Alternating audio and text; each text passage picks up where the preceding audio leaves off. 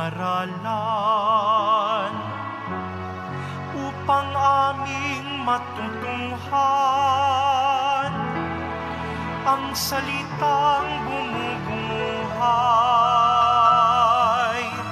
Alleluia, Alleluia, Alleluia,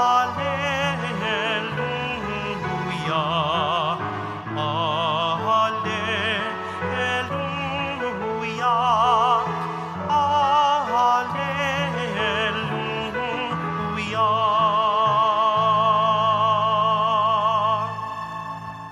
Sumainyo ang Panginoon.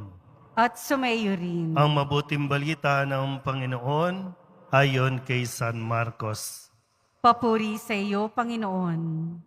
Noong panahong iyon, pag-uwi ni Jesus, muling nagkatipon ang napakaraming tao. Ano pat, hindi man lamang makuhang kumain ni Jesus at ng kanyang mga alagad. Nang mabalitaan ito ng kanyang mga kasambahay, sila'y pumaroon upang kaunin siya, sapagkat ang sabi ng mga tao, nasisiraan siya ng bait. Ang mabuting balita ng Panginoon. Pinupuri ka namin, Panginoong Hesukristo. Isang magandang araw po sa inyong lahat. Ngayon po ang huling araw ng atin pong ikalawang linggo ng karaniwang panahon. At sa huling araw na ito, talagang yung mga salita na kailangan natin pagnilayan ay itong sinabi nga kay Jesus, nasisiraan siya ng bait. Naranasan nyo na po ba na masabihan ng nasisiraan ng bait? Talaga bang nasisiraan ka ng bait? Kasi marami po, hindi naman talaga nasisiraan ng bait, kundi naghahanap lang ng pansin. Kaya kung ano-anong mga pinaggagawa para mapansin. So, ang tingin natin doon sa mga kinikilos nila, o kinikilos ng isang tao na hindi na pangkaraniwan, nababaliw o kaya nasisiraan na ng bait. So tingnan po natin, bakit ba sinabihan si Jesus na nasisiraan ng bait? At talaga bang, o totoo bang nasisiraan na siya ng bait? Tingnan po natin, balikan natin yung kwento ngayong linggong ito, kung bakit umantong sa pagsasabi ng mga tao na siya'y nasisiraan na ng bait.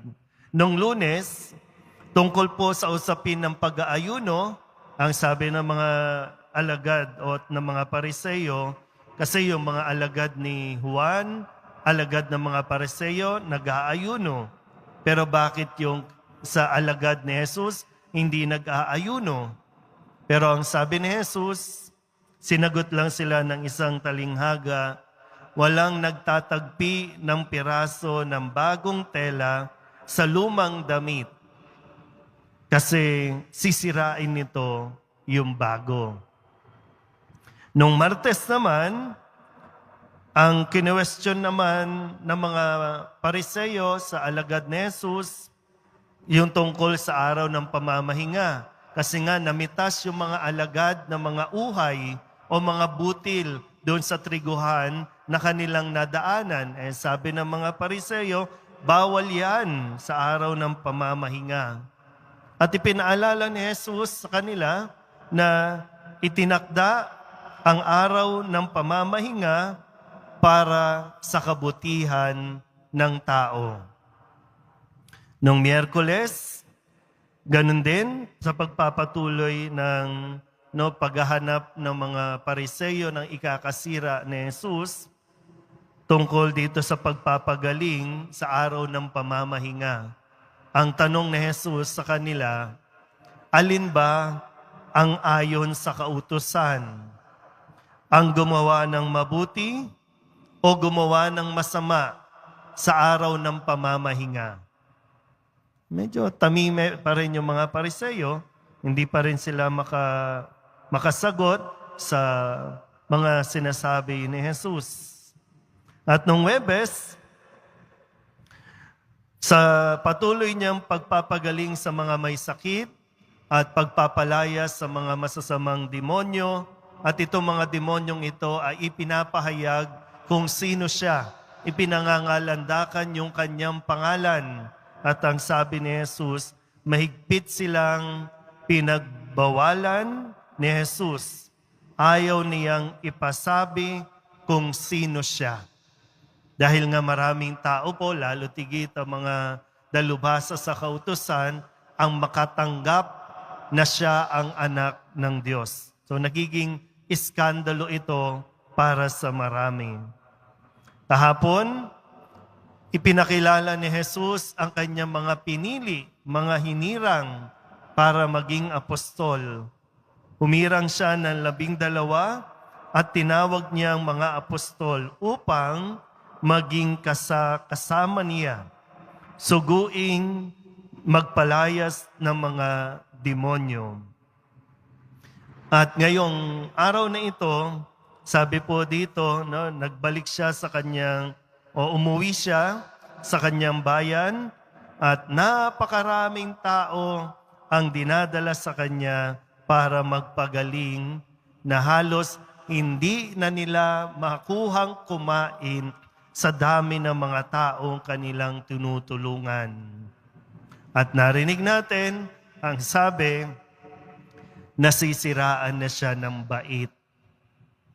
So, ganun pala yung pamantayan ng mga...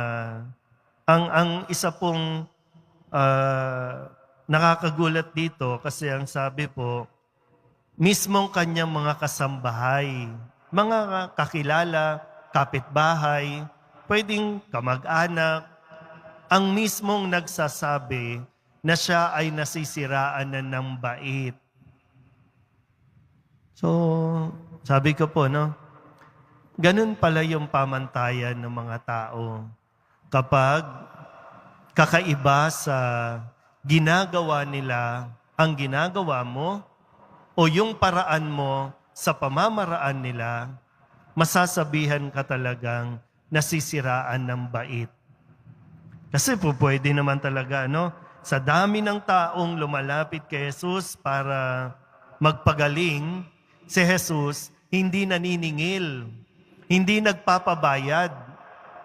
Ay, nasisiraan ng ulo. Mayaman na sana yan kung naniningil yan. Nasisiraan na ng bait. Well, kung sa atin po, no? Pwede nga, mga nasa labas, nasisiraan na ng bait ang mga yan. Kasi sarado nga ang simbahan. Sinabi nang huwag pupunta ng simbahan. Pero pumupunta pa rin, nagtsatsaga diyan sa labas. Kahit mainit o kaya umulan, okay lang. Masilip ko lang ang Poong Nazareno. Okay lang. Pero ang sabi ng iba, nasisiraan ka na ng bait. Sana po, no? Kung sinasabi ng iba na dahil sa ginagawa mong pagtulong nang hindi naghihintay ng kapalit o mabayaran at sabihing nasisiraan ka ng bait, okay lang masiraan ng bait. Kesa naman yung matino ka nga, pero wala ka namang ginagawang mabuti sa kapwa. So alin ba ang mas pipiliin natin? Ang magmukhang matino sa paningin ng tao, pero wala naman tayong dignidad, wala naman tayong dangal?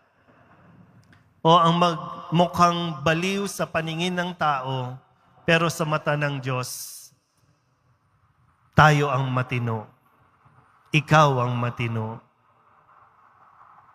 Minsan nasabi, no? Bakit ka ba dasal ng dasal? Wala naman nangyayari sa dasal mo. Nasisiraan ka na ba ng bait? Okay lang. Kasi yun lang talaga yung pinanghahawakan natin, di ba?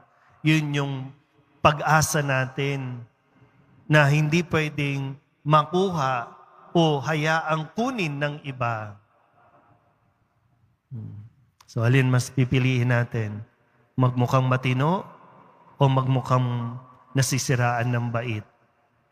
Pero sa paningin ng Diyos, nasa tama tayo ng ating kaisipan. So, pero sana po, no? Kahit na mismong yung mga taong hindi natin inaasahan na magbibitaw ng ganitong salita, maringgan natin, wag nating dibdibin, wag nating ikasama ng loob, at wag natin silang gagantihan.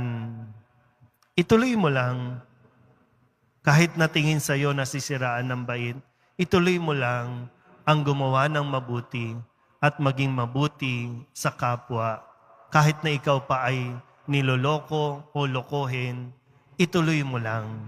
Dahil yan ang katuwa-tuwa sa Diyos. Amen.